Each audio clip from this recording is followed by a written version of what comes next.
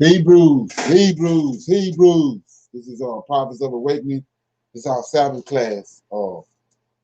Just like I said, I promised I'm gonna deal with Genesis 3:15. We're gonna go all in on that with a few more topics. This is the 6th of November, 2021. This is a non-Messianic channel.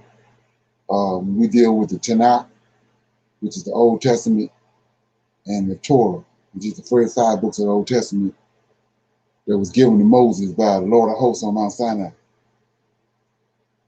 want to say shalom and welcome to everybody. We're going to do our moment of silence, our prayer, Psalms, and then we're going to do current events and a little need to know information. Okay, so with that being said, the reason why we deal with the moment of silence is we're showing honor and respect to our Creator and His Redeemer, Lord of hosts, and all that they're doing to bring about scripture that was prophesied about His people in these latter days.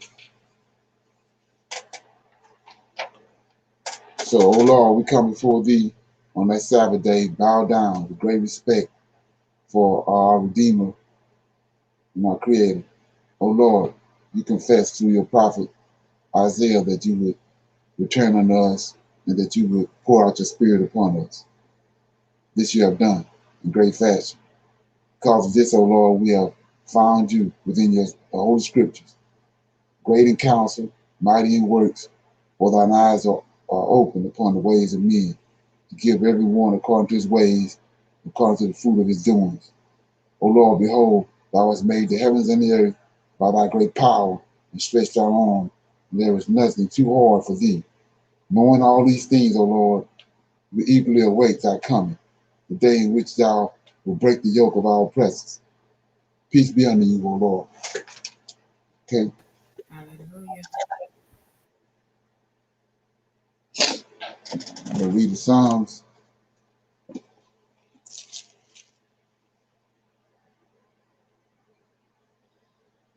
Read Psalm 35. It's a prayer for the rescue from our enemies. It's a Psalm of David.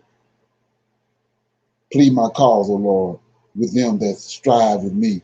Fight against them that fight against me. Take hold of the shield and the buckler, and stand up for mine help.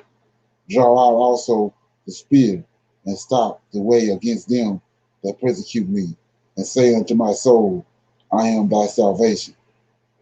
Let them be confounded and put to shame that seek after my soul. Let them be turned back and brought to confusion that devise my hurt. Let them be as chaff before the wind, and let the angel of the Lord chase them. Let their way be dark and slippery, and let the angel of the Lord pursue them. For without cause have they hid. For me, for without cause have they hid for me their net in a pit, which without cause they have digged for my soul. Let destruction come upon him at unawares, and let his net that he have hid catch himself. Into that very destruction let him fall. And my soul shall be joyful in the Lord, and it shall rejoice in his salvation. All my bones shall say, Lord, what is like unto thee, which deviseth the poor from him that is too strong for him, yea, the poor and the needy from him that spoileth him. False witnesses did rise up. They laid on my charge things that I knew not. They rewarded me evil for good, to the spoiling of my soul.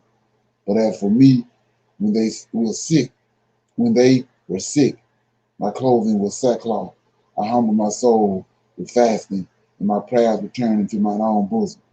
I behaved myself as though he had been my friend or brother. I bowed down heavily as one that mourned for his mother. But in my adversity they rejoiced and gathered themselves together. Yea, the abjects gathered themselves together against me, and I knew it not. They did tear me and cease not. With hypocritical markers and feast. They gnashed upon me with their teeth.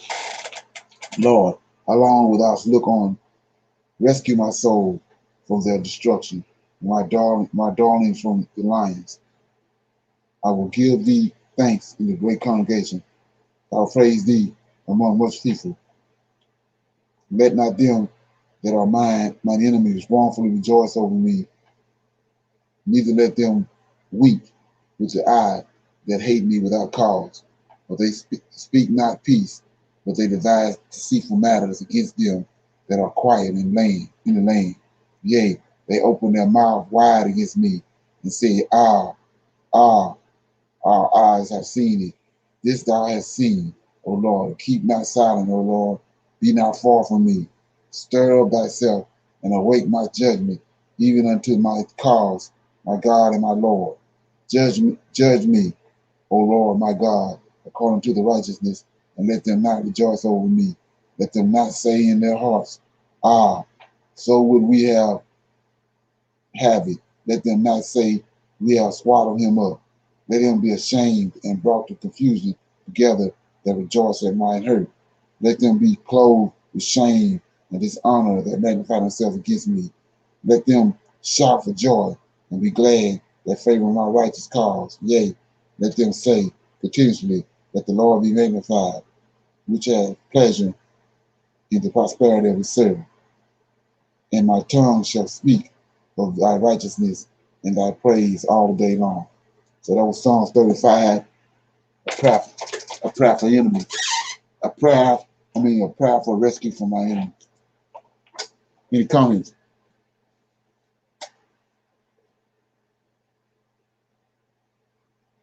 No comments? Okay. Excuse me. Okay. I was looking at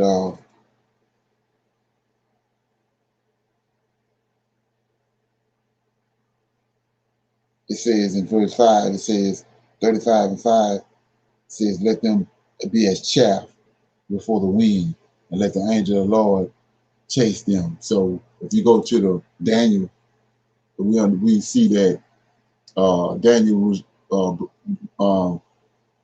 broke the dream down that Nebuchadnezzar had, and he told him about the four beasts that was going to come upon the earth. Well, if you notice at the very end of that prophecy, uh, it says a stone is going to hit the image at the feet, and all the whole image is going to crumble and blow away like chaff in the wind. Gentile kingdom, all four. So that's what stuck out to me. Okay. Anybody got any current events? Shalom. I have a few. My first one is last night in Houston, they gave a Astro Festival, and Travis Scott was the performer there, and they ended up just having a big chaos. So many people was there, and so far 8 people are dead and over 300 are injured, and they still have people missing. Who was Um, Travis Scott? Travis Scott, I think he dated one of the Kardashian girls. Okay, yeah, all right. Yeah, I think that's him. But yeah, Houston is really seeming to get uh, really bad in a lot of situations when it comes to killings. Um, Right, yeah, it is getting bad there. right. And another one I wanted to bring up was California is on it again. They have a new pill that's really running rapid, which is called paint. Okay. That the kids are selling in school for $5 a pill. What it And do? is they said that this pill is starting to make them really violent. They're having a lot of incidents in school. Okay. Yeah, so we got this new pill out now, which is called paint. So I just think everyone needs to be, aware of that. Yes. And so one more I have is flooding is going to be on the East Coast this weekend. South Carolina is to get hit really hard with rain and wind, they said up to 2 to 3 inches an hour. Okay. Starting yesterday all the way up to Sunday. Okay. Yeah. And my daughter in Georgia said they've been getting, some rain, but not that, not that bad. But South Carolina is really supposed to get hit. Okay. Appreciate that information. Anybody else got anything?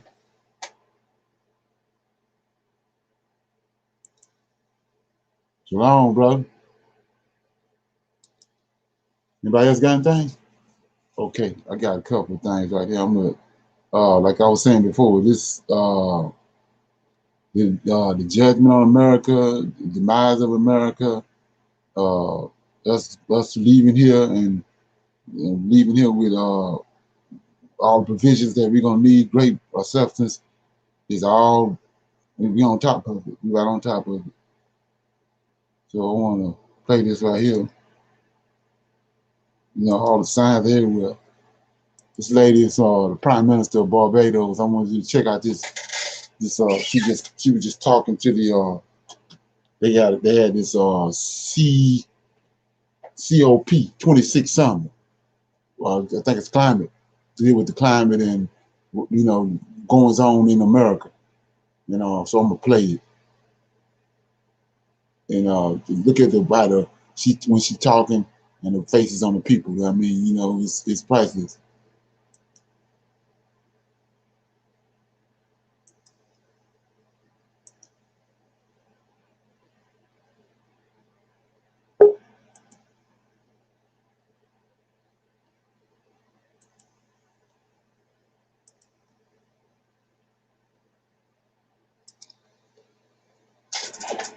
Okay.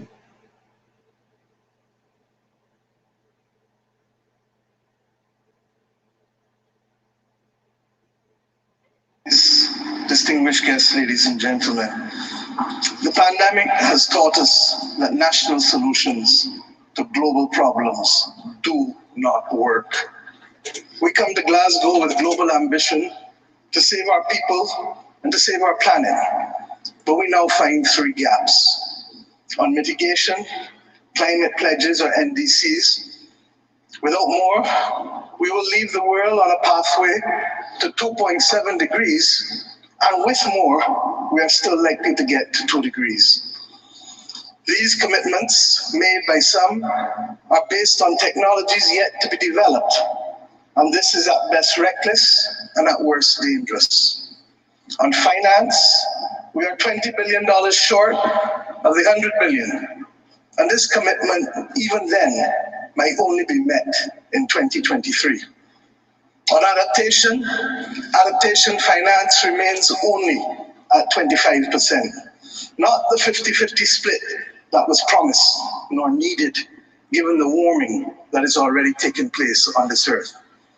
Climate finance to frontline small island developing states declined by 25% in 2019.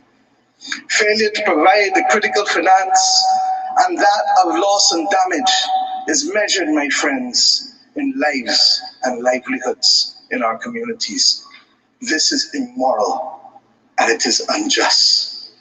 If Glasgow is to deliver on the promises of Paris, it must close these three gaps. So I ask you, what must we say to our people living on the front line in the Caribbean, in Africa, in Latin America, in the Pacific, when both ambition and regrettably some of the needed faces at Glasgow are not present? What excuse should we give for the failure? In the words of that Caribbean icon, Eddie Grant, will they mourn us on the front line? When will we, as world leaders across the world, address the pressing issues that are truly causing our people angst and worry, whether it is climate or whether it is vaccines? Simply put, when will leaders lead? Our people are watching, and our people are taking note. And are we really going to leave Scotland without the resolve and the ambition that is sorely needed to save lives and to save our planet? How many more voices and how many more pictures of people must we see on these screens without being able to move? Or are we so blinded and hardened that we can no longer appreciate the cries of humanity? I have been saying to Barbadians for many years that many hands make light work. Today, we need the correct mix of voices, ambition, and action. Do some leaders in this world believe that they can survive and thrive on their own? Have they not learned from the pandemic? Can there be peace and prosperity if 1/3 of the world literally prospers and the other 2/3 of the world live under siege and face calamitous threats to our well-being? What the world needs now, my friends, is that which is within the ambit of less than 200 persons who are willing and prepared to lead. Leaders must not fail those who elect them to lead. And I say to you, there is a sword that can cut down this Gordian knot, and it has been wielded before. The central banks of the wealthiest countries engaged in $25 trillion of quantitative easing in the last 13 years. 25 trillion. Of that, 9 trillion was in the last 18 months to fight the pandemic.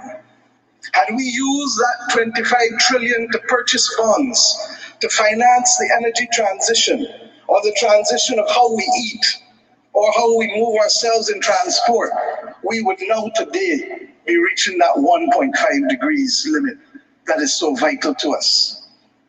I say to you today in Glasgow that an annual increase in the SDRs of $500 billion a year for 20 years, put in a trust to finance the transition, is the real gap, Secretary General, that we need to close, not the 50 billion being proposed for adaptation.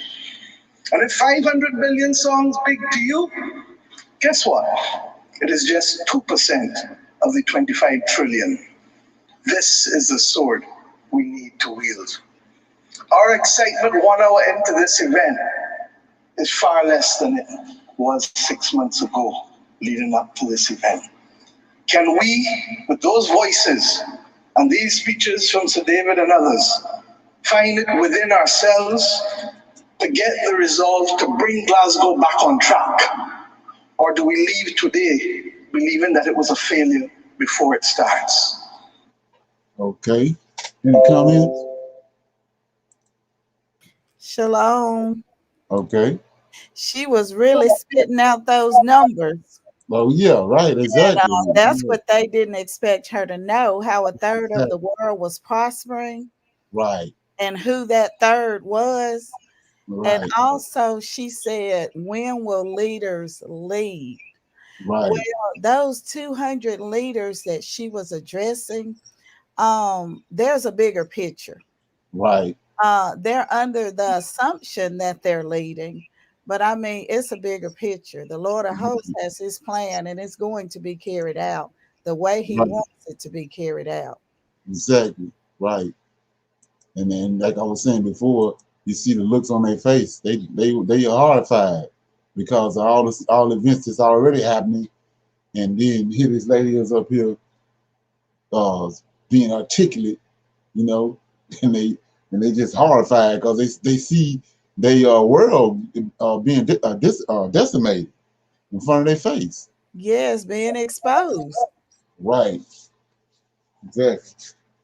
You get something? Yeah. I mean, all these are signs, but you know, it ain't for everybody to see the signs. Anybody else got any comments? Yeah, here go another. This some need to know information. I think I got 2 of these. They this is something a lot of people don't know nothing about, and I think it's tied to the virus. And they get it's under the rug though. Here we go.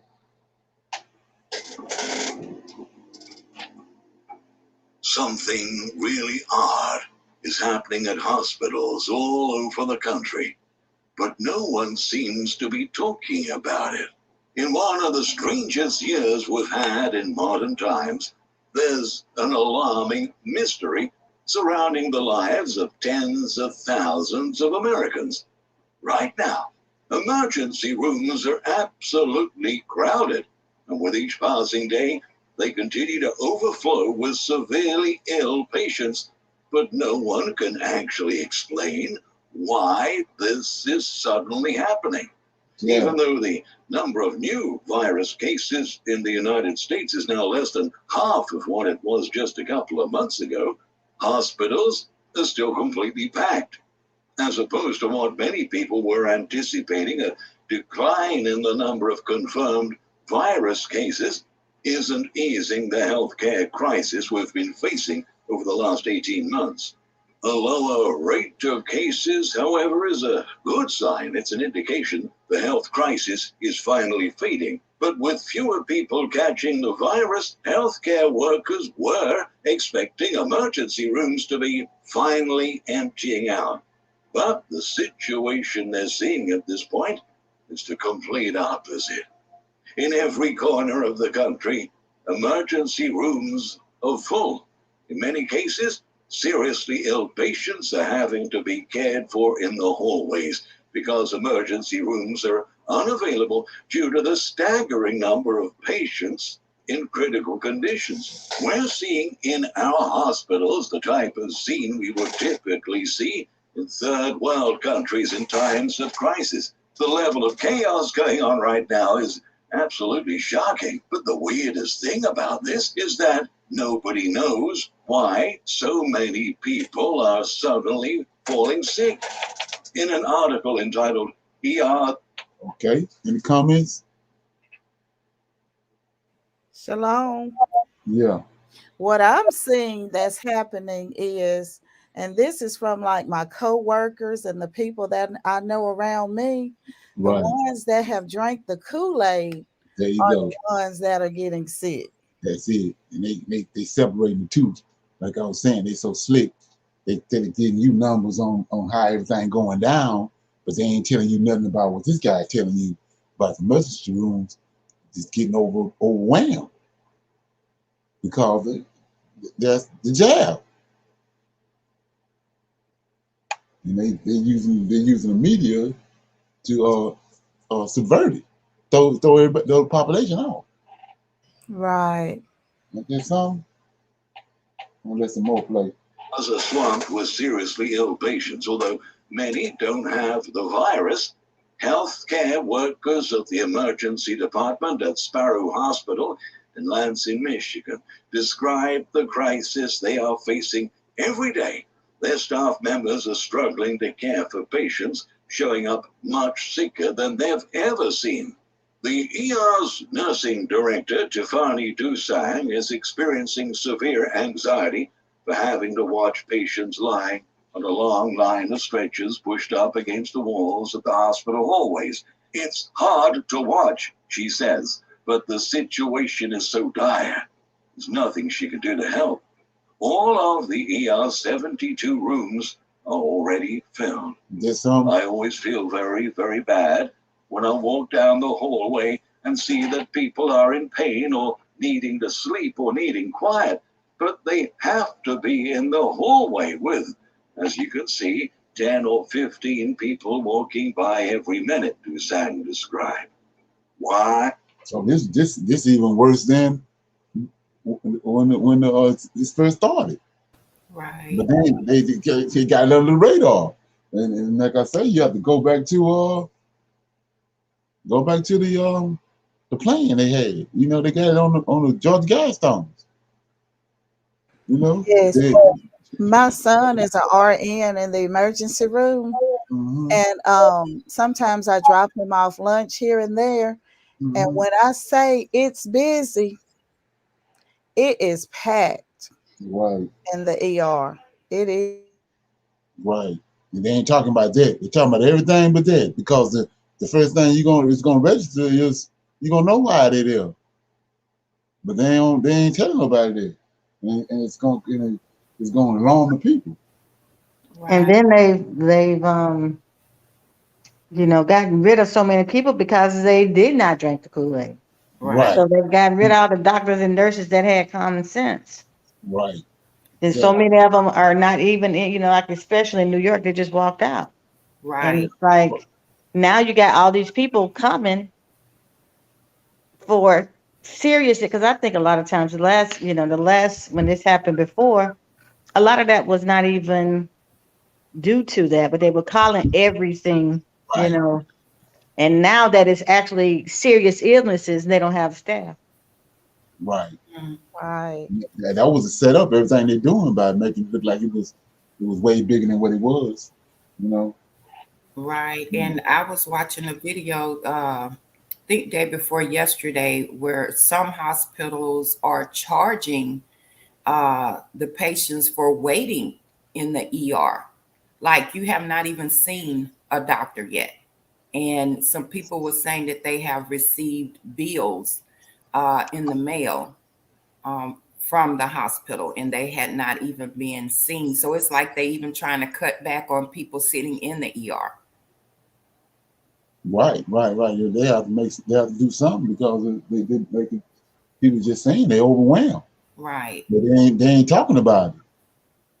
I mean, this is worse than, like I said, when it first started, when all this stuff was going on in New York with the ER room. It's worse than that. Oh yeah.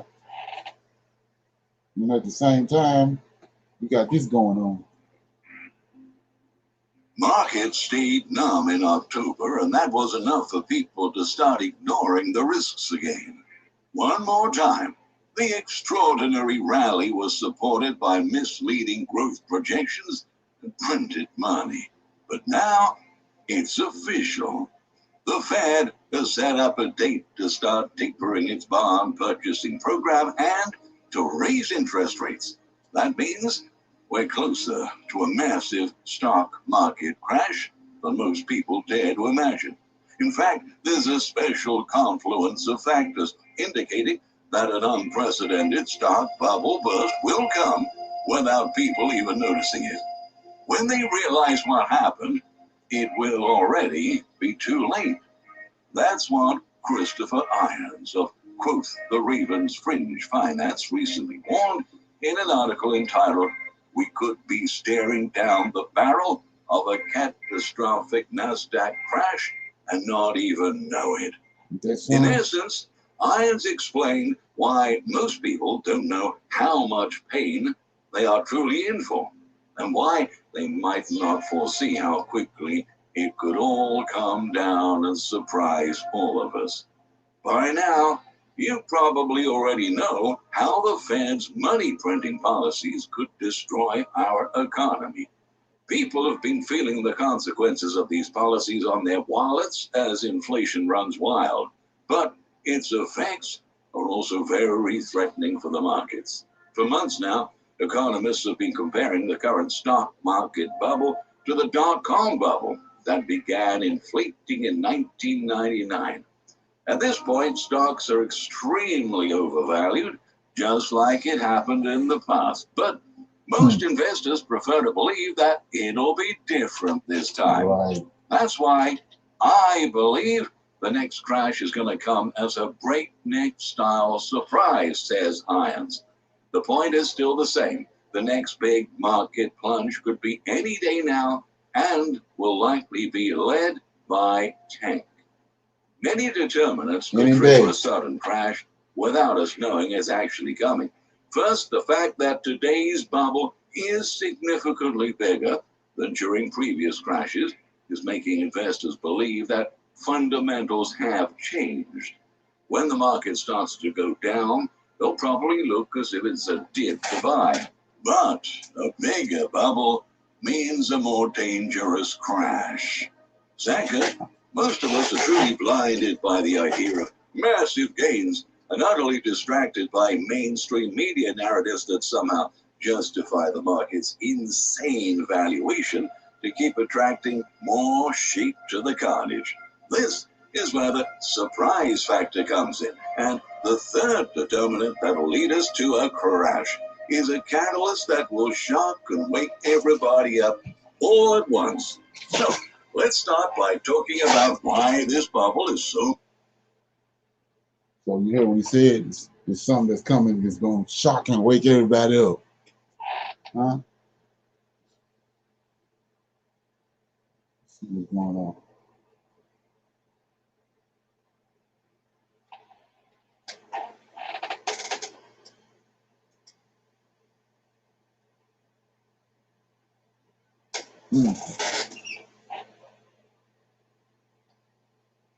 Okay, got problems. Much bigger and so much dangerous than previous ones.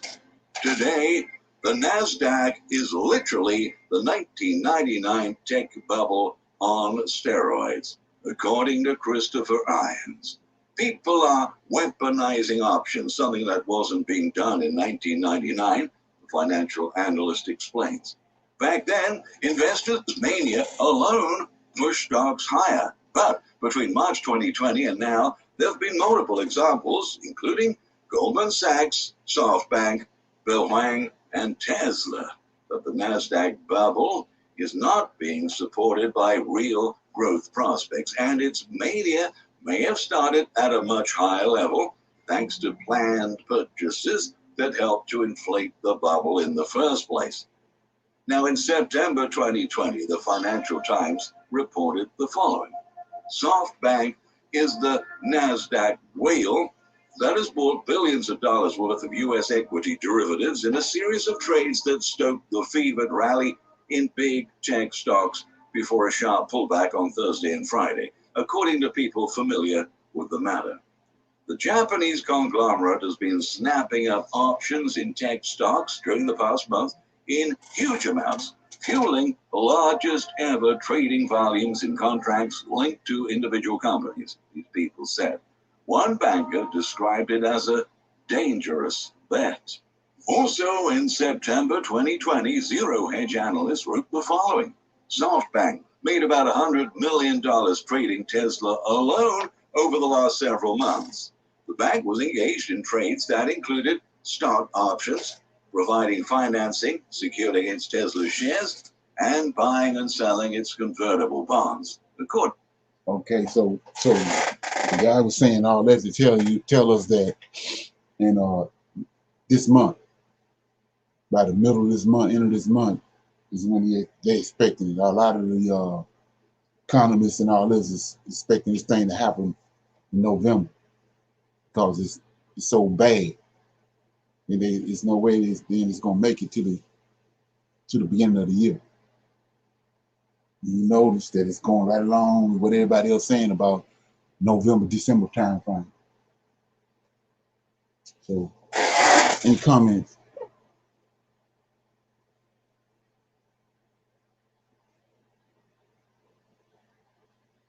Okay, I'm gonna open it up right now before I go into this lesson.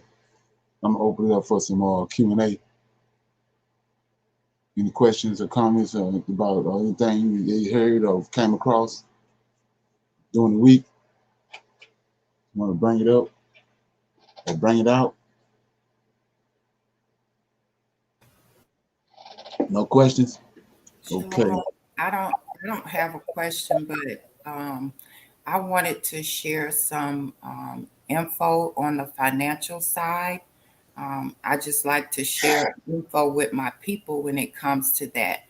On cryptocurrency, we know that cryptocurrency is going to be the new money. So first, if you don't know much about crypto, go to YouTube and type in cryptocurrency for beginners.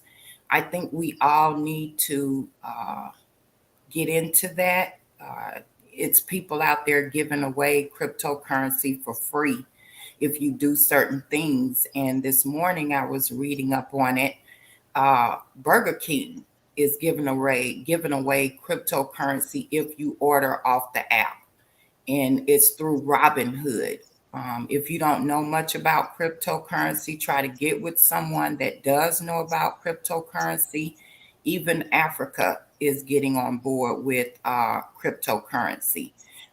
Last month, Nigeria launched its first digital coin, which is called Inara.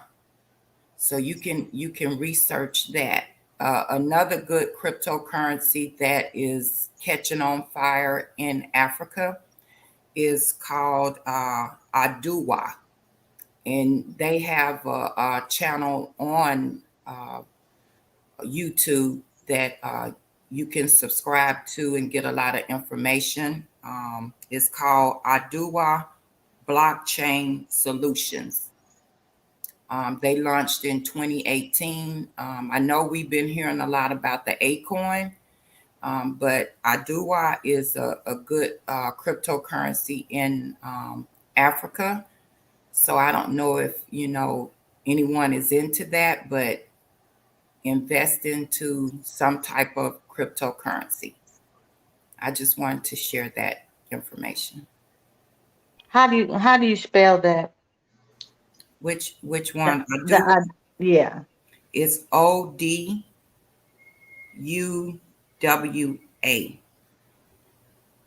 Okay, thank you. Yes, and the one that Nigeria just launched last month is spelled ENAIRA. And we know that we will be going to Africa, so we need to do some research on that and get into that. I am a beginner on cryptocurrency, but I have someone that is really good at it, and that's what they do, and that really helps me out, a lot. So you need to get with someone that you can trust that will help you understand cryptocurrency. Shalom, Sister Michelle.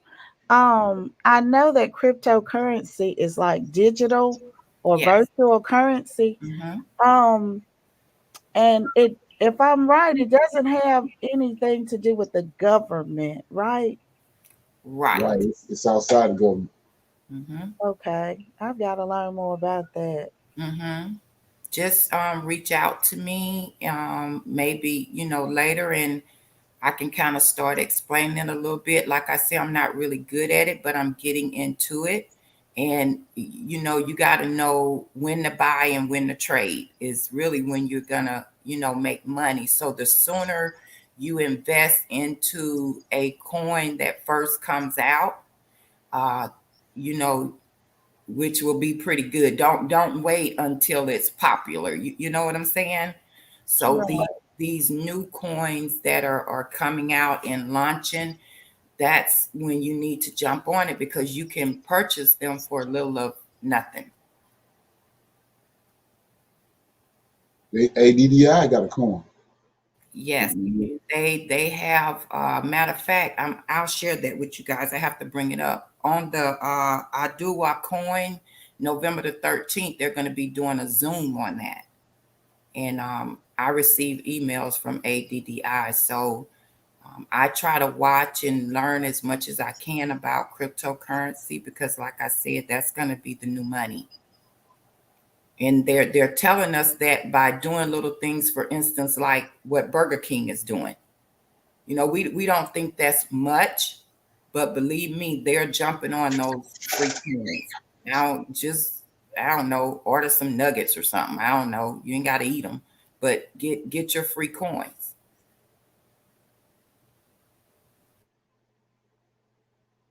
Okay. Yeah, I mean, people, like I said, they read the scriptures, like the topic we was dealing with last night. Most High talking about one thing, but we don't have no images in our head on what he's actually talking about. Mm-hmm. So it's the same way with this. He said we're gonna leave you with great substance. Mm-hmm. You know what I'm saying? But it's gonna be cryptocurrency. Mm-hmm.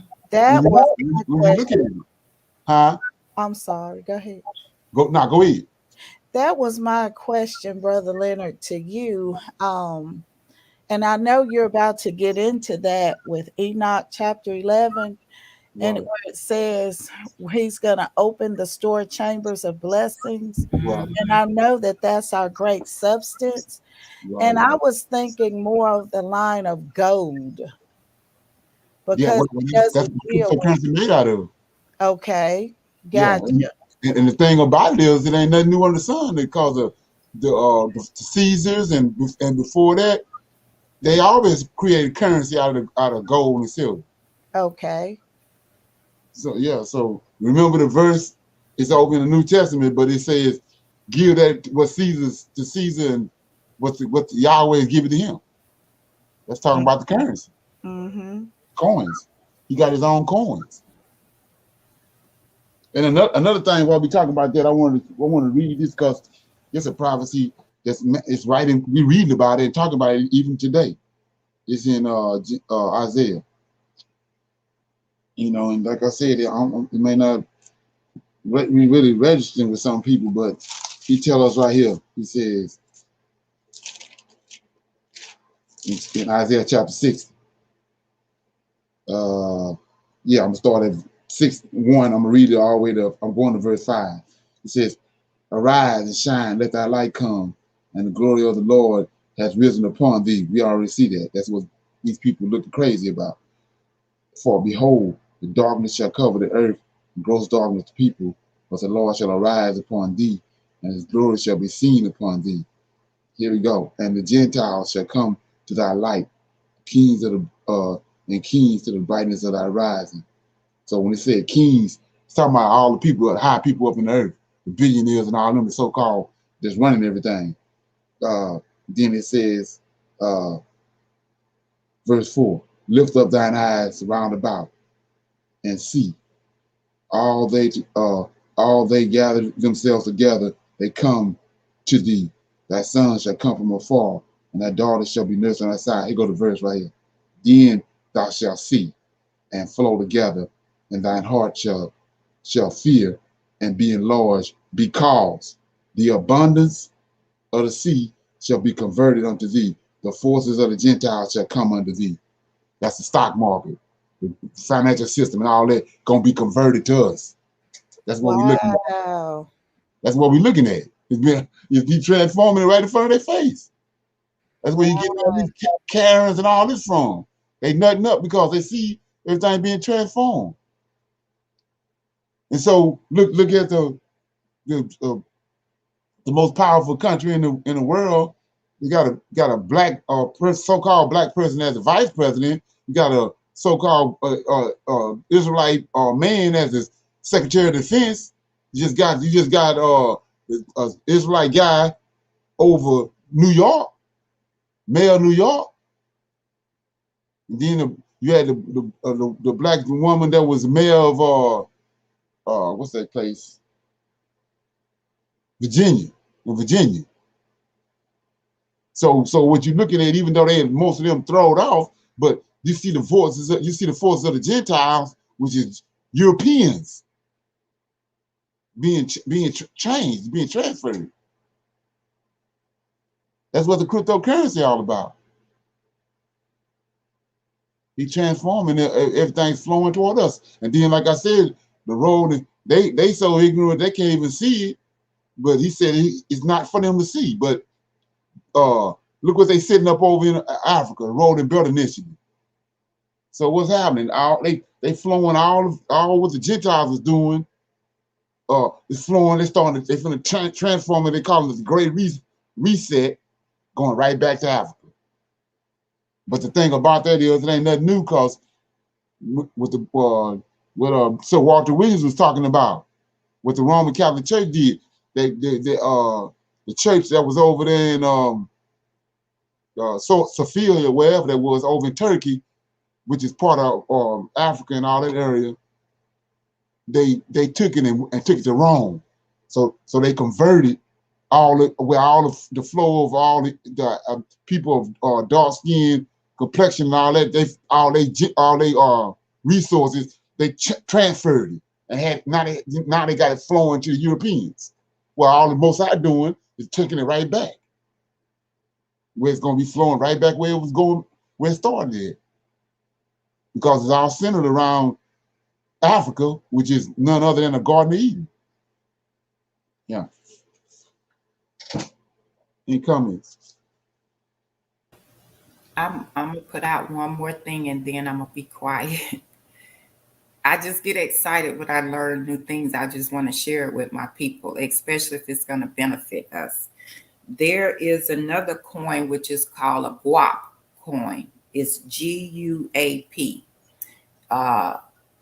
It's a black lady that has this coin, and her name is Tavana Evans, Tavonia Evans. She's from Atlanta. Her story is amazing. So research her, purchase her coins. I mean, it's going to inspire you when you hear her story. I just want everybody to get on that cryptocurrency because they are already 10 steps ahead of us. We are the last ones to know, we're the last ones to get on board. But this cryptocurrency, you need to get on board to start somewhere. Thanks for this info. Yes. Okay. Welcome. So nobody had no comments or questions? Okay, so I read a little bit yesterday about Genesis 3:15, but I want to go all the way in on it now. Then we're gonna close out. I'm gonna read it. I'm gonna read it again because, like I said, I was looking at that, and they really did a number on us on that. This is another one of those verses that the Christian run to, whenever we start bringing up JC and the New Testament versus the Old Testament and all that. So it says in chapter 3, verse 14. I'm gonna read verse 15. I'm gonna read 14 first. It says, "The Lord God said unto the serpent, Because thou hast done this, thou art cursed above all cattle, above every beast of the field. Upon thy belly shalt thou go, dust shalt thou eat all the days of thy life. And I will put enmity between thee and the woman, and between thy seed and her seed." Then it tells you, "It shall bruise thy head, and thou shalt bruise his heel." Right? So they say that this is when they put the thorns on JC head, and when they beat him and all that, they bruise his head, but then he's gonna come back and bruise that heel. But they're saying that when they say seed, they're saying that it's singular, but that ain't the case. That ain't what that is. So I'm gonna give you an example of what I'm talking about. And I had went to Isaiah right quick. Isaiah chapter 44.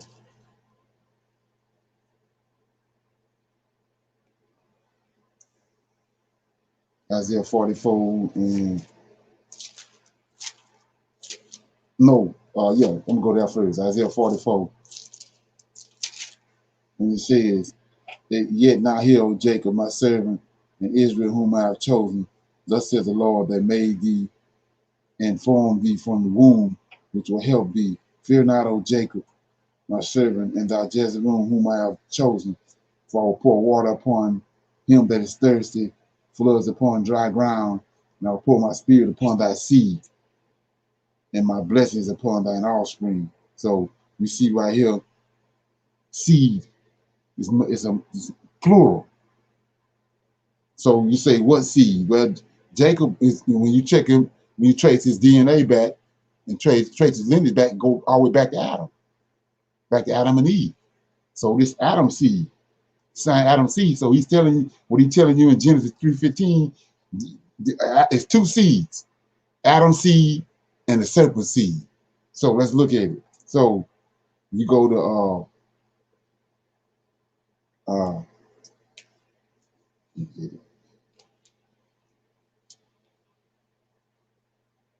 Genesis chapter 4.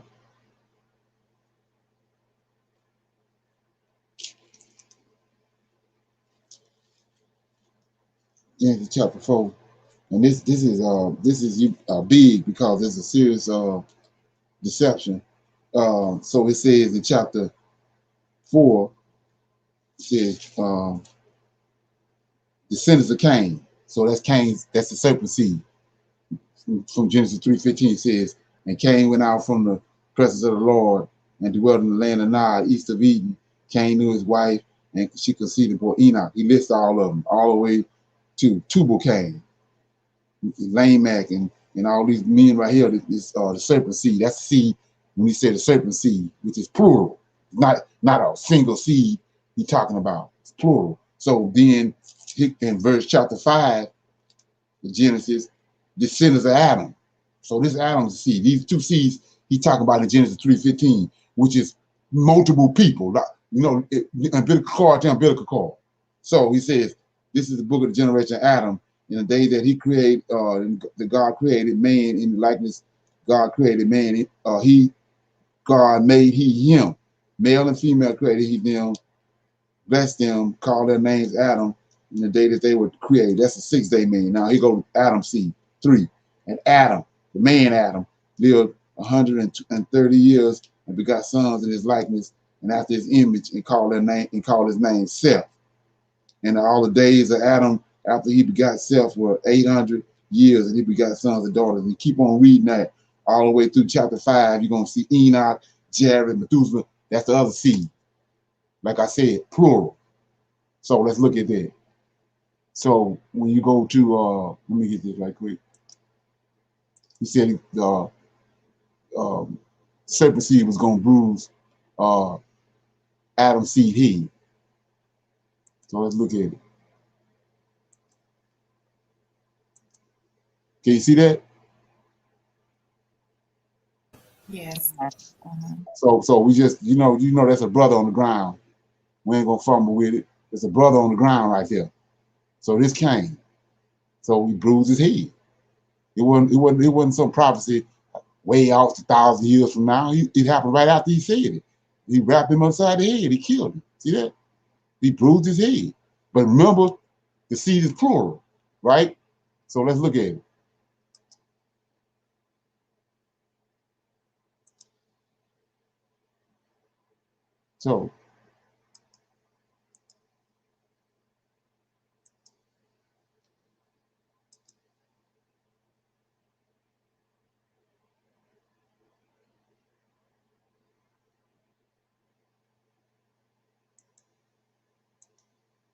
So here you go right here. So I was telling you, I was explaining to you, it's 4 beasts.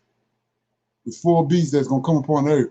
Well, Japhet, Gentiles, that's Cain's seed. That's the serpent seed line.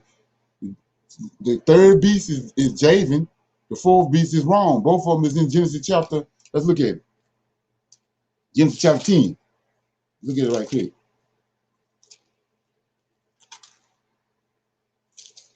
Genesis chapter 10 says, verse 2, 10 and 2.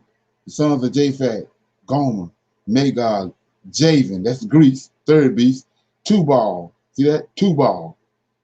That's how we know this Cain descendants. Got Tubal in Genesis chapter 4, got Tubal right here. It says, and Meshach, Tyrus. Then the sons of Gomer was Ashkenazi, Rehoboam, Ashkenazi, Tomagog, and the sons of Javan, Elisha, Tarshish, Chichim. That's the Romans. So the 3rd and 4th beast is serpent seed. And remember, I said it's plural.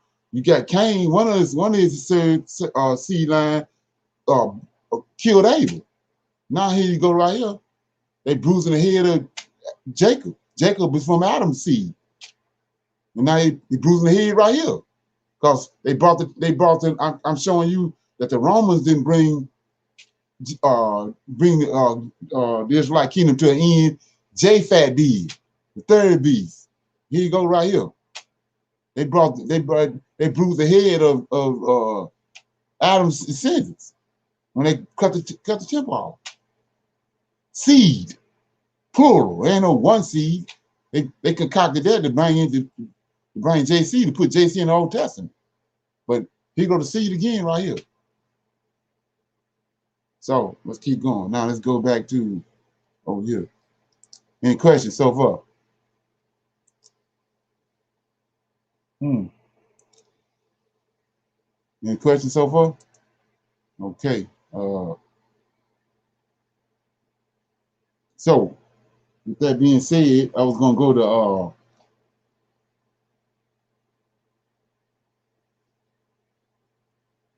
to this right here. Let me get it. Excuse me, I got a whole bunch of stuff here I'm trying to get out.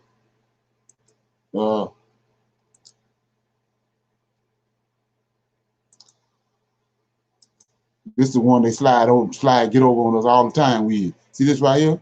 I told you this the image that Daniel broke down to Nebuchadnezzar. That's the golden head. Hold up. You can't see that? Yes. Yes. Okay.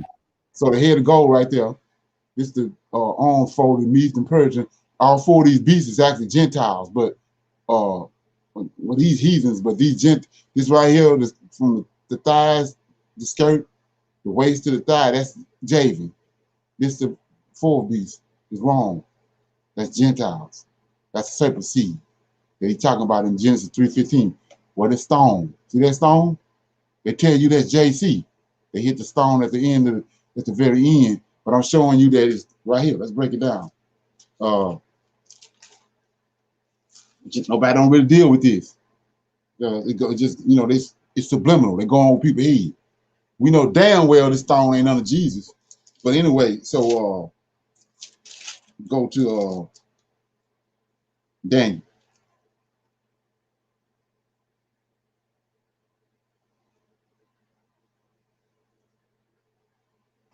So it says that well not Daniel, but Ezekiel. You get it. Ezekiel 37. So this is what it's talking about right here in Ezekiel 37 is the valley of dry bones. He said, we went over this 1,000 times. He prophesied and told him that he's going to bring those bones back to life. And those spirits he's going to put back in them. Put the spirits back in the body. It's bring the body that the spirit was in back to life. That's why Joseph told them, make sure you take my bones, bring them out of Egypt. And take your bones with you to Jerusalem. And then because he's going to resurrect them. And we found out in Jasher, they had all their forefathers when they left Egypt. They had all of them separate because they was toting them around the whole time when they was in the wilderness. And finally, when they entered into Jerusalem, they buried them in Jerusalem. That's what Ezekiel 37 about. It ain't the narrative that they done got from the seminaries. So we see in verse 10, he says, well, I'm going to start at 9, 37 and 9. Then said he unto me, prophesy unto the wind, prophesy, son of man, and say unto the wind, thus saith the Lord God, come from the four winds, O breath. See that? Same breath that breathed in Adam. And breathe upon these slain, that they may live. So I prophesied as he commanded me, and breath came into them, and they lived and stood upon their feet, an exceedingly great army. See that? It's the army right here. Stone. See that? I'm gonna show you that. This the stone. This the hill. See the hill? He told you in Genesis 3:15 that Cain's seed, which is plural, they gonna bruise Adam's seed head. And I showed you on 3 different occasions they doing that. Now we said, and they gonna bruise the serpent seed heel. Well, this is the Gentile statue. And here go the seed line from Adam coming and hitting at the very end. Ezekiel 37. This army right here. I just read. I'm gonna read it again. Verse 11. Then 37:11. Then said he, Lord of hosts, son of man, these bones is the whole house of Israel. Behold, they say their bones are dried, and our hope is lost, and we are cut off from our parts. That's the stone. So now I'm gonna go to Daniel. And Daniel gonna tell you flat out. So he says, Daniel chapter 7. And I'm starting at verse 15. You get an interpretation. It says, of the four beasts. It says, I was grieved in my spirit in the midst of my body, and the vision of my head troubled me. And I came near unto one of them that stood by, 7 angels standing there, and asked him the truth of all this. So he told me and made me know the interpretation of these things. These great beasts, which are 4, we're looking at it right here on the screen. These great beasts, which are 4 kings which shall arise out of the earth. But the saints is somebody that was dead and brought back to life. That's what a saint is. So the saints of the Most High shall take the kingdom. See that? That's the stone you see. Hit it at the end. The heel.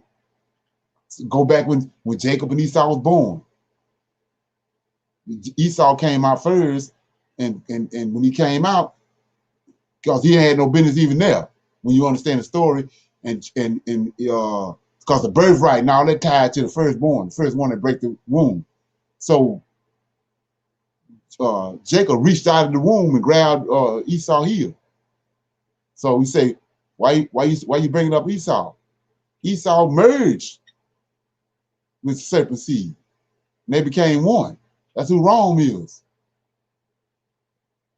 Edom, Esau merged with the Japhet. Japhet and Edom came one, Edom, and Edom eventually became Rome. That's the fourth beast. See where he hitting it at the heel, at the feet. So he says right here, I'm going to start at verse 23, Daniel chapter 7. Thus he said, the fourth beast shall be the fourth kingdom upon the earth, which shall be diverse from all kingdoms, and shall devour the whole earth, and shall tread. We still right now in the middle. We at the end of the fourth beast now. That's why so much turmoil going on. It says, it shall devour the whole earth, and shall tread it down and break it into pieces. And the 10 horns out of this kingdom are 10 kings that shall arise, and another shall arise after them, and he shall be diverse from the first, and shall subdue 3 kings. And he shall speak great words. This is at the council nail seal, this Constantine. And he shall speak great words against the Most High. And he shall wear out the saints of the Most High, and think to change times, these prophecies and laws, and they shall be given into his hands until the time, and the valid time. Then here we go. 26. But the judgment is set, and they shall take away his dominion, and consume it, and destroy it unto the end. And the kingdom and the dominion and the greatness of heaven, greatness of the kingdom under the whole heaven shall be given to the people of the saints. That's the stone. Kingdom and everlasting kingdom, and all dominions shall serve and obey him. That's David. 28. Here too is the end of the matter. And as for me, Daniel, my condemnation was much trouble in me, and my countenance changed in me, but I kept them out of my self. So we see right here, this is what he's talking about in Genesis chapter 3:15. The seed is plural, it's not singular. And I showed you over in Isaiah 53. Let me do that right quick. Where the seed is plural. It's not no singular seed. It ain't talking about no one particular person.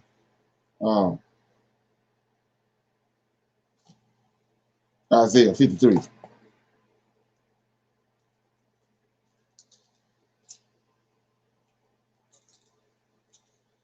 Okay, so it says, like I read last night, it says, you start out, it says, who I believe our. First of all, it says our report. So it ain't no singular. And to whom is the arm of the Lord revealed? The Levites, more than one seed. For he shall grow up before him as a tender plant, and as a root out of dry ground, and he have no form nor comeliness, and when we shall see him, there is no beauty that we should desire him. They're trying to say that's JC. But when you get over here and understand what seed means, and that it's plural, we see verse 10. Yet it pleased the Lord to bruise him. He had put him to grief. He had put him to grief when thou shalt make his soul an offering for sin. He shall see his seed. See that? So we know this ain't JC. You know, they got away with it for 2,000 years, but JC didn't already told you. They already set the stage and told you JC ain't had no children. He ain't had no wife. He ain't had no seed. So this can't be him. So he's talking about it's a group of people. Like I said, Adam eventually had children, seed line all the way to the day. And so the serpent got a seed line through Cain all the way to the day. So he's not talking about one, the seed is plural. So right here it says in verse 10, yet it pleased the Lord to bruise him, Israel, and the Levites. He have put him to grief when thou shalt make his soul an offering for sin, and he shall see his seed. He shall prolong his days, and the pleasure of the Lord shall prosper in his hand. So we still here. We're supposed to be gone. But he's telling us right here, he's prolonged our days. And so Jacob still can see his seed. The seed's still here. It's plural. Yeah. Okay. So with that being said, anybody got any comments on that? I have a question. In Ezekiel 37 and 10, Okay. when it says exceedingly great army, will David be leading that army? Right. Yeah. Yeah. Okay. Right. So when what you have to do with that is when you go to Isaiah 66, Okay. and it says, tell you in Isaiah 66 that it says, starting at verse 1, this is the title. I got a King James Study Bible, Thomas Nelson. I mean, if you don't have a study Bible, you can get one. So it says, chapter 66, Zion future. This is the future of Zion, which is Jerusalem. Mm-hmm.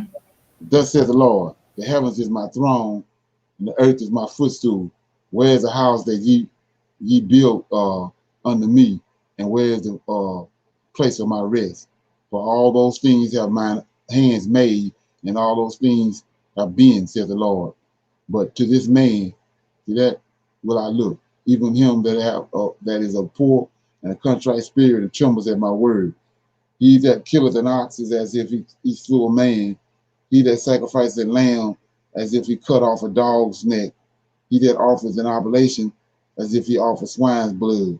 He that burneth an incense as if he blessed an idol. Yea, they have chosen their own ways, and their soul delights in their abominations.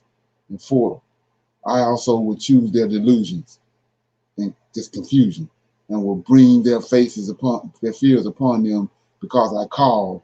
When I called, none did answer. When I spake, they did not hear, but they did evil before my eyes, and chose that in which I delighted not. Now here we go right here. Hear the word of the Lord, ye that tremble at his word. Your brethren that hated you, that's Esau, that cast you out, cast them out of the land of Israel, for my name's sake, said, let the Lord be glorified, but he shall appear to their joy, and they shall be ashamed. Now here go the answer to your question. A voice of noise from the city, a voice from the temple, a voice of the Lord that rendered recompense to his enemies. Before she travailed, this the Ezekiel, because all them buried in the earth. The earth is the woman. Mm-hmm. And so she's travailing to bring forth his army, bring forth these saints. But it says, before she travailed, she brought forth. Before her pains came, she delivered of a man child. That's David. David, okay. Right. Okay. All right, thank you. Yeah. Okay. Anybody else got anything? Brother Leonard, these dry bones, this great army, is it all of our ancestors? Well, if you go to, like I was saying, once you understand what's going on in Ezekiel 37, then it opens up understanding to the other scriptures. So you go to Daniel chapter 12.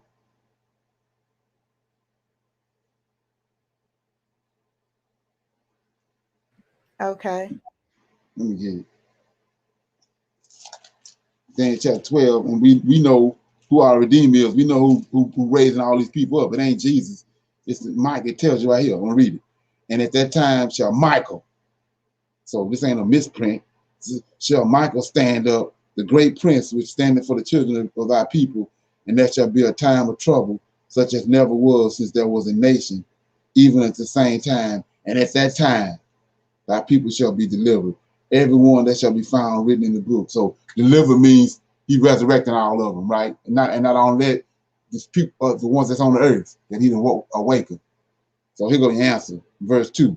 And many of them that sleep in the dust of the earth shall awake, some to everlasting life, and some to shame and everlasting contempt. So he's waking all of them up, but they all ain't going with him. Mm-hmm. See that? Mm-hmm. So you say, what are you talking about? 2 baskets of figs, right? Mm. Yes. And then go to when they left Egypt. Didn't he have to kill half of the Negroes in the wilderness? Yeah. Right. Same thing right here. So the one I was, I guess my question kind of was like Cynthia's as far as I know you like right now you're talking about the two baskets of figs, but I'm just thinking about the so he's just looking I guess at their souls and their spirit because a lot of them did, die before knowing, the truth. So I What guess what I'm just what wondering about those. they died wickedly. It was wicked. So he resurrected all of them, but the way they went down and the way he resurrected them. So some of them he gonna resurrect to everlasting life, which is righteousness, and then he gonna resurrect the other ones. They were wicked as hell when they went to sleep. I'm talking about like the slaves and the grandparents that didn't know. Oh yeah, yeah. He's gonna raise all of them up out of everybody that was thrown over the boats off into the ocean and the sea. All of them, everybody getting resurrected. Yeah. But he's telling you right here, there's gonna be a division. There's gonna be two bad. He'll be determining that based on the book. Okay. Right. Gotcha. Exactly. Right. Mm. Thanks. Yeah. Okay. Ain't that something? Yeah. Right. It seems like I was saying before, you have to do something with that once you see that because the narrative that they gave us coming up. I know me coming up in the church. They wore out Ezekiel 37, and they ain't close to the understanding of what he's talking about. Well, I mean, yeah. The whole time he's talking about literal resurrecting the Israelites, but they can't. The people that concocted the New Testament, they had to throw that off because you're gonna see right here that these people already knew they was gonna get resurrected. They didn't have to wait on no savior to come and reveal to them that they're gonna be resurrected. Joseph knew that because he told them, "Take my bones when you leave here. Don't leave my bones here in Egypt because of my Lord and my Savior. He don't live here. He live in Zion. So Yes. when you go take my bones to Zion, because he gonna resurrect me in Yes. Zion." And Brother Leonard, that's why our ancestors were not afraid of death. Right. Yes. But Yes. Exactly. they teach us, to fear death. The fear. Right. Yes. Right. You know. That's why Yes. they had no problem with it. They already knew that. Right. Right. They lied to us. And like I said, the example that blew me away was when I was in the book of Joshua. And then it wasn't just Joseph. Joseph got 12 brothers. He had all 12 of the brothers' bones, sepulchres, and all the Israelites that had died there. They was toting them with them when they was all in the wilderness. When all the drama they had in the wilderness, they had them sepulchres with them bones. So that Also, made, I'm sorry. go ahead. Also, it further proves that we only have to fear the Lord of hosts. Right, That should be our only fear. right. And they took him out the picture. So there ain't no fear because they don't even know who he is. So that's the thing about these people don't understand. These people got hell to pay because you didn't flat out altered the Most High words flat out, and then got us all running around bumping into each other, looking crazy because they didn't tamper with His word. Yeah, they got it coming. Oh yeah, they got it coming. It ain't gonna be nothing pretty either. Well, yeah, and you can see it on their faces. They be horrified because they see just what the scripture was saying. It's unfolding right in front of their face. He's sawing the bottom off from under.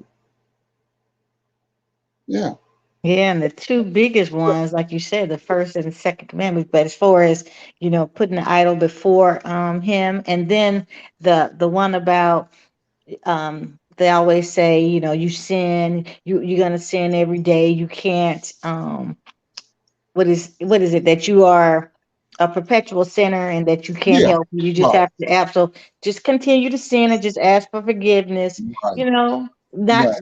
they don't even think about the commandments or the laws of the Old Testament, because they want you to think, okay, it's okay to sin. You're gonna do it. You know, everything you do, you're gonna sin. It's impossible. Like, so why would he give us commandments if he didn't think we could follow them? But they Exactly. just totally ignore the Old Testament. Right. Exactly. And then I showed in the book of Joshua. Well, that's the reason. One of the reasons they took it out was Joshua told you. After, first of all, Joshua is Caleb's son. That's the reason why you know the book of Joshua is legitimate. So Joshua tells you that they was keeping the law.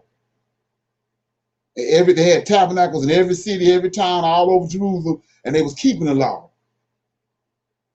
So they took that part out because they wanted you to make you think that they wasn't capable of keeping the law. That's the reason why he had and him knowing that he already had a son waiting in the bush to bring him out. But that's a lie from the pits of Yeah. hell because they already knew that. They already knew. Like I said, they knew they was going to get resurrected. And that was the purpose of the New Testament, is to cause us to error. Right. They were already Exactly. doing everything under the sun, Mhm. but it was a target for us to go against our God, Right, to cause us to sin. right. Because they always knew who we were, but we just didn't know who we were. Right. Right. Yeah. Yeah, I always used to wonder, why would I let the why they didn't want the slaves to read? What they're gonna do? I mean, they're still gonna be slaves, but they did Right. not. I couldn't understand why they would kill them and kill the people that taught them. Yes, Yeah, yes, yes. Right. Because you they know. didn't want us to find out who we were. Right. They So wanted us you go back and down. excuse me. So you go back and look at all that. I was showing you how that the anointing oil that they made in the Exodus went on the high priest and the king, and it went on all the vessels and all that. Well, when Nebuchadnezzar took the vessels and went to Babylon with it, didn't the seed of David go with it? Didn't the high priest? All of them went. So now I come back to the day, and I just read in Isaiah, he said he's gonna convert all that back to us. Well, who the gold belong to, and who the scriptures belong to? That's all we connected to the gold and the scriptures by the hill. So Yeah. all he doing is bringing it back to where it was at, and Right. Looping it that's back how ignorant they was. They couldn't stop around. that. You can't stop that. It's Hallelujah. all about us. Yeah, Yes. it's all Yeah. about us. So he's bringing it all back to where it belongs. That's why I keep saying that. You know, they really idiots because they sit there and took all that gold and divided them into individual bars. So they did all the dirty work for the Most High. Come on. Yeah. It's But all coming full circle now, just making yeah, so much sense. exactly. Yes. Right. So it never was. I was getting ready to read something I forgot, but yeah, those. So he tells them that in Isaiah 60, you know, he's gonna redirect. You know, ain't that what the ships and the ship containers and all that, ain't that the flow of the Gentiles well? Yes, it is. Yeah. Mhm. He's flipping all that upside down. Right. He's gonna convert all that to us. Ain't that something? Yes. Yes. Yes. I just want to read Psalms 111 and 10, what Sister Cynthia was talking about, to fear the Lord. Psalms 111 and 10 says, "The fear of the Lord is the beginning of wisdom. A good understanding have all they that do his commandments. His praise endureth forever." So to fear the Lord is the beginning of wisdom. Right. So the New Testament calls you not to fear the Lord because you don't know who the hell he is. Right. That's what they. Yeah, I was going to this like I was saying about these scriptures is connected to us by the hips, the gold, all that. Zion is connected to us by the hips. So it was only but for a minute they was gonna be able to hide all this. It was coming back to pass. So I mean Deuteronomy, and so these scriptures now is a witness against them and a witness against what they done. So how can you say this right here if he had the New Testament? He knew he was going to bring the New Testament. He knew he was going to bring his son. He says, 64, Deuteronomy chapter 28 and 64. The Lord shall scatter thee among all people from one end of the earth even unto the other, and there thou shalt serve other gods. See that? Other gods, which neither thou nor thy fathers have known, even wood and stone. So ain't we serving JC? Yes, sir. Yeah. Ain't we over here? Ain't we scattered over here in America Yes. and around? So he's telling you right here, you're gonna serve other gods. Yes. So back in the day, they got away with that. You can't get away with that. That's right there, I'm telling you. Then 65, among these nations. See that? That's where we at. Shall thou find no ease, neither shall the soles of thy feet have rest, but the Lord shall give thee there trembling of heart, failing of eyes, and sorrow of mind. There ain't no New Testament in there nowhere. You say you're gonna be serving an idol while long as we in captivity, and while we being scattered, we in the scattered state, we serving other gods, false gods that our forefathers didn't even know. See that? So they don't add up. Yeah.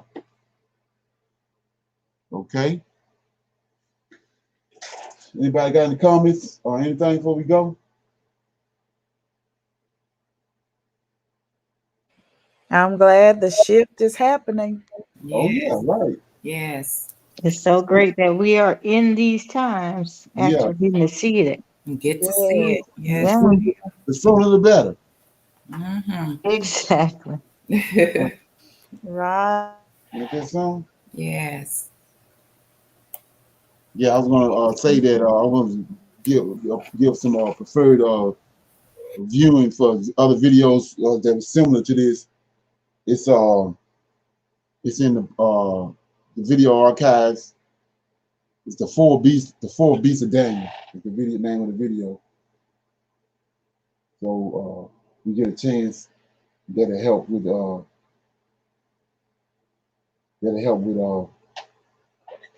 what we talked about today. If you go and watch that, it would be a supplement. Yeah. Anybody else got anything? Okay.